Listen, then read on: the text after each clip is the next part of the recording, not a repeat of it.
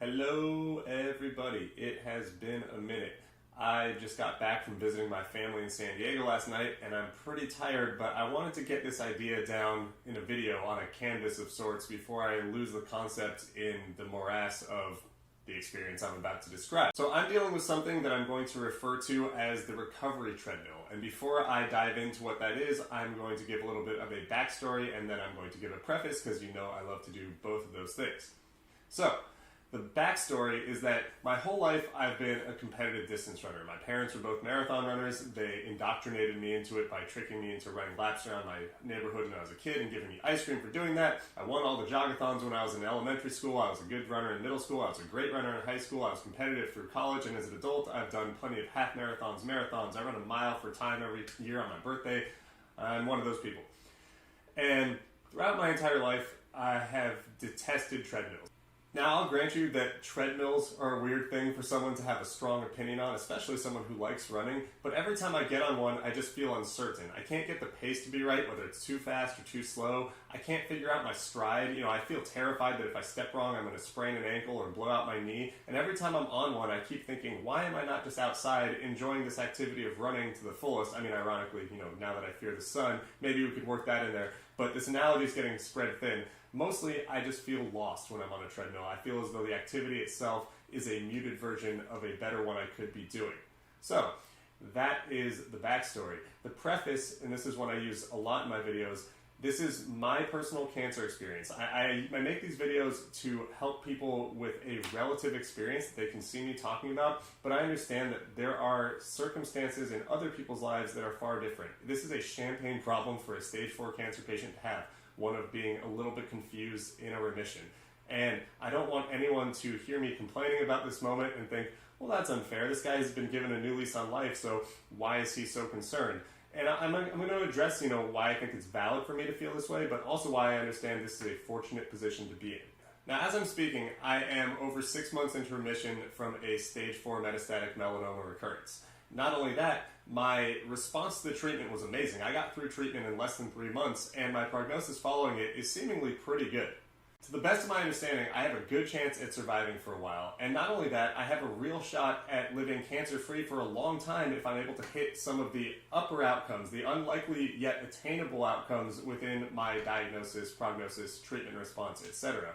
But at the same time, the semantics, buried within those terms, a long time and a while and, the probability stuff, that's starting to fuck with me. Like, I don't know how to approach this situation pragmatically because I don't really know how I'm supposed to project my lifespan, and I think as humans, that's kind of what we're designed to do. We would be taking different actions if we knew we had a finite lifespan or something that we looked at as less likely. And I'm in this kind of in-between right now where I was, fighting for my life 6 months ago and not really concerned about that. But now as I'm presented the opportunity to maybe live a long, normal human lifespan, I should be doing a few things differently. And I keep getting caught in these zones where I think, maybe it doesn't matter, maybe I shouldn't think like that. And then, the more rational side of me says, well, if you're going to continue living, you might as well do it in ways that have real plans. And before some genius jumps in and says, oh, well, none of us is guaranteed tomorrow. You might get hit by a bus or something. Yeah, I know that. We all know that. It's actually what makes, human life fun and what makes risk-reward exist and what makes time our greatest asset. But we would do things differently if we knew that our median projected outcome for life was 5 years versus 20 years versus what, I picture as old age into my 70s, 80s, 90s, etc. I would do things differently financially or lifestyle-wise or emotionally or physically if I knew that I wasn't going to be around much longer than 5 years. And I've had conversations with doctors where I thought, the next one might be, hey, get your things in order, things are going to continue to decline. As recently as, 6 months ago, I thought that conversation might be happening. So I understand the value of living every day like your hair is on fire, but from a risk-reward standpoint as people, we have to take our actual lifespan into account if we're being somewhat rational. And again, this isn't just a cancer patient problem to have. In fact, this is a concept that everyone's going to have to grapple with at some point in their life. I just didn't think I was going to be doing it at 35. But we all structure our life differently. We all calibrate our risk-reward differently if we think we're closer to retirement or death, or if we think we're set financially, or if we're worried about our health. There are all variables that we would change. There's no one who is living the exact same way in their 80s that they did when they're 16, or if there is, I want to shake that person's hand, but I think that's wildly unrealistic. So right now, with the information that I have, I'm acting as though I have a pretty good chance at living for a long time, whatever that might be. I'm accessing the muscle memory of long-term planning and of being ambitious, and it's kind of been weird because I'm not really convinced either direction. Like, I'm not trying to be a pessimist, and I'm also not trying to be this like gleaming optimist, because I've been through a hell of a roller coaster over the last 5 years, and it's like swung my opinion on what my lifespan actually will be and how I'm going to value my time and the actions that I take each step of the way. And right now I've noticed that like it's really, really bogging me down at certain times in the planning that I'm doing, even in the shortest of terms. Like, ever since I thought it was likely that I would enter remission, or at least get to some point where treatment was keeping me afloat and viable to live my life for a while, I've been going really hard this year. Like, I've started 2 separate businesses, I've been growing my relationship with my partner, I've been looking for a house, I've been ramping up my physical fitness for like long-term physical fitness stuff. And each of these serves a different purpose in the long-term planning I have, but they're not calibrated to like, oh my god, I might die in like a year or two. Right now, I have put that into the less likely category, and I'm looking at a span of like, let's say even a couple decades, which if I got to a couple decades out from right now, if I lived to be 55, that would be a wild success given my initial diagnosis of stage 4 metastatic melanoma.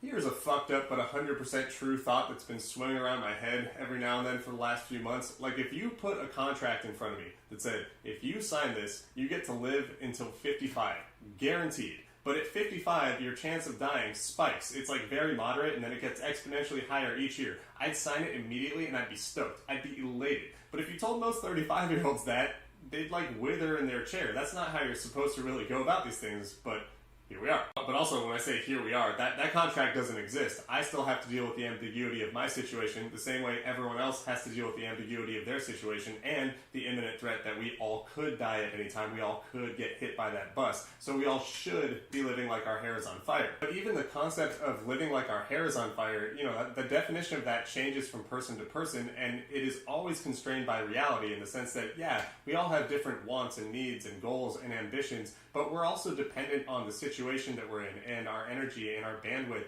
And for me, it's gotten a little fuzzy because I've typically had super high energy in my life, and I've always known what I wanted, and I've been disciplined about those things. But recently, in this recovery treadmill that I've been describing for the last few minutes, it's been confusing to me. Like, my bandwidth has been up and down, and then my goals have been a little bit convoluted, and it's starting to like lead me into what I would qualify as minor bad habits, which again, that might not be a bad thing, and I just have to parse out how long I'm willing to do it and how long I'm willing to accept these things as part of my remission recovery. And I guess I should probably be more specific about what these things are because, like I alluded to earlier, this is my life. I need to tell you the version of what I'm experiencing, and being vague about these things that are bugging me, there's no point in that. This doesn't need to be something secretive. So in the last, let's say, 4 to 6 months, as I've truly been like ramping up in remission, there's been a lot of times where I've let myself kind of eat whatever I want, or skip workouts, or miss deadlines that are self-imposed for things in business. And every time I'm very kind to myself about them, which I think is a good thing in the short term. I am in recovery from a stage 4 metastatic melanoma diagnosis. My oncologist was quick to remind me of that when I talked to him about my kind of like, up and down energy. He said, listen, not only were you diagnosed with cancer, then you went through intensive treatment that had a lot of autoimmune side effects. Your thyroid went out, you were dealing with hepatitis, you were exposed to prednisone for a couple months, and as a result, you're probably going to be beat up for the larger part of a year at least. And we don't have any definition to that time period. Everyone's body reacts differently, and so when I am indulging in things like eating an edible more often than I want to, or eating candy more often than I want to, or skipping out on what I would consider like accessory work or lifting or running, and these are really superficial things. Like, how am I complaining when I'm here? I don't know, but I'm here, so I'm going to complain about it, I guess. That's the treadmill portion of it, though. Like, when I'm ambitious in one respect, when I start to picture my life as maybe being extended to that 2-decade marker or whatever, I go, holy shit, I gotta get in gear. I have spent the last 5 years being a cancer patient and having my resources and my time drained of me, and now that I've given this new lease on life, I gotta get going.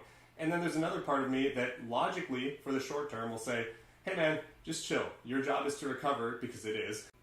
And then all of a sudden, if you try and balance these thoughts too much, you kind of find yourself on that treadmill, as an analogy again. It's like, I'm going through the motions, I'm doing the things that mimic productivity and mimic ambition, but I'm doing it in a way that I don't feel entirely comfortable about, or the settings feel a little off, like my pacing feels off, and I'm not sure if this is the right move at the moment. And I do think that's okay. I think that giving myself grace in this moment is acceptable. It's still, less than 7 months since remission, and I've been through a really weird year, but I can also not want to be in this moment. I can also not want to be stuck here. I want to graduate from here. Again, champagne problem to have. In fact, when I take a moment to slow down and zoom out and kind of look at the progress I've made, both, physically, mentally, and emotionally as a person since, my diagnosis and into remission, I can logically conclude that I've done most of my running outside, if I'm going to continue this metaphor. I don't think that most of my time is spent doing these things that are counterproductive or inhibiting my long-term chances of success. And so maybe making this video and using the metaphor of the treadmill is a way of showing you that, I ran on treadmills in real life and it wasn't wholly unproductive. I probably got something out of each of those workouts, but I also probably got something by showing me what I didn't like in a running situation, and I can use that in this real life sense. I'm going through the motions right now, and I'm achieving something. I'm not losing out on anything. I'm not getting out of shape in the sense of my life. And now that I have something to compare it to, or something to juxtapose it against, I should just try and get back to that.